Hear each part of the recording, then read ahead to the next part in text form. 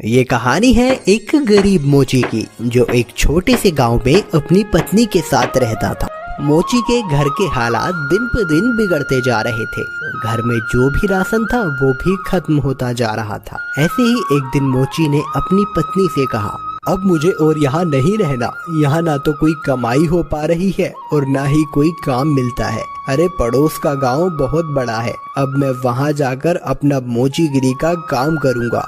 कुछ दिन घर से दूर रह लूँगा, कम से कम घर का खर्चा चलाने लायक कमाई तो हो जाएगी वहाँ।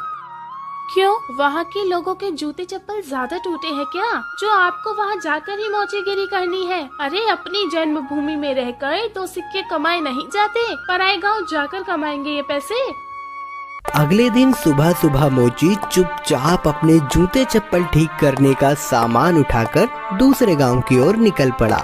दोपहर होने तक वह पड़ोस के गांव माहुलबनी में पहुंच गया। हारा थका मोची जब माहुलबनी के बाजार में पहुंचा तो हैरान रह गया, क्योंकि वहां तो पहले से ही काफी मोची अपनी दुकान लगाए बैठे थे। अरे यहाँ तो पहले से ही इतने मोची अपनी दुकान लगाए बैठे हैं। ऐसे में मुझ अनजान मोची के पास ग्राहक कैसे आएगा?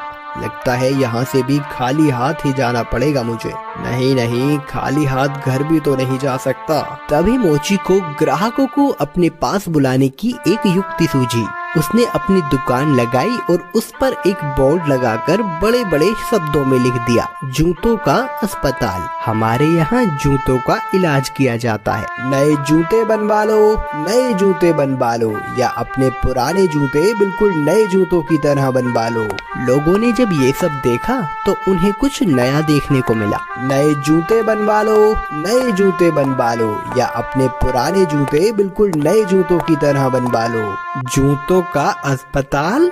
अरे भाई मोची, जरा मेरे इन जूतों का इलाज तो करो। हाँ जी सेठ जी, अभी किए देता हूँ। मोची अपने छोटे से अस्पताल पर बैठकर सेठ के जूतों का इलाज करने लगा। ये लीजिए, अब आपका जूता बिल्कुल स्वस्थ है। अरे भाई वाह, कितना हुआ इसके इलाज का खर्च? बस साहब, सिर्फ एक तांबे का सिक्का। लो ये लो। ऐसे ही दूसरा ग्राहक मोची के अस्पताल में अपने जूतों का इलाज कराने आया। मोची ने जूतों का इलाज किया, पैसे लिए और बाकी ग्राहकों का इंतजार करने लगा। आज तो मैंने बहुत पैसे कमा लिए हैं। अगर मैं ऐसे ही काम करता रहा तो बहुत पैसे जमा कर लूंगा और एक घोड़ा खरीदूंगा। उसने बहुत मेहनत से काम किया और कुछ ही दिनों में 4 सोने के सिक्के जमा कर लिए। उनमें से उसने 2 सोने के सिक्कों के बदले एक व्यापारी से एक घोड़ा खरीदा और घर लौटने का फैसला किया। अगले दिन उसने अपना सारा सामान बांधा और घर के लिए निकल पड़ा। अपने रास्ते में उसे एक घने जंगल से गुजरना पड़ा, जहां उसने डाकुओं का एक झुंड देखा। हे भगवान, ये तो डकैत लगते हैं। ये डकैत मेरा सारा पैसा ले जाएंगे और मैं एक बार फिर से गरीब बन जाऊंगा। अब मैं क्या करूं? मोची बहुत चतुर था। उसने हिम्मत नहीं हारी और उसने एक योजना बनाई।